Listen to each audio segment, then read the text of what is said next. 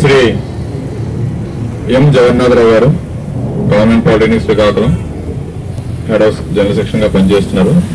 ఇదే పాలిటెక్నిక్ లోను మళ్ళీ విజయనగర పాలిటెక్నిక్ కూడా పనిచేసి వెళ్ళారు.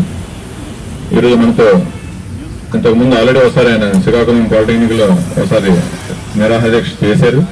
మళ్ళీ తన కర్తవ్యం విశాఖపట్నంలో ఉంటుంది కాబట్టి పాలిటెక్నిక్ లో కూడా చేయాలని చెప్పి ఈరోజు రావడం జరిగింది. చాలా సంతోషం సార్. మన సభ్యులను ఉద్దేశించి ఒక 2 విషయాలు మాట్లాడవలసిన కోరుతున్నాను.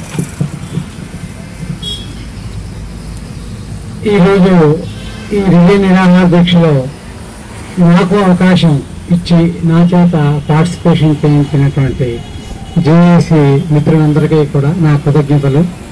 అదేవిధంగా ఈరోజు నిరాహార దీక్షలో పార్టిసిపేట్ చేస్తున్న నా సహమిత్రులకు పెద్దలకు అందరికీ నా నమస్కారాలు. ఈ సమీక్షాంధ్ర ఉద్యమం ప్రతిరోజు మనం పేపర్లో చూస్తున్నాము, అన్ని తెలుసుకుంటున్నాము.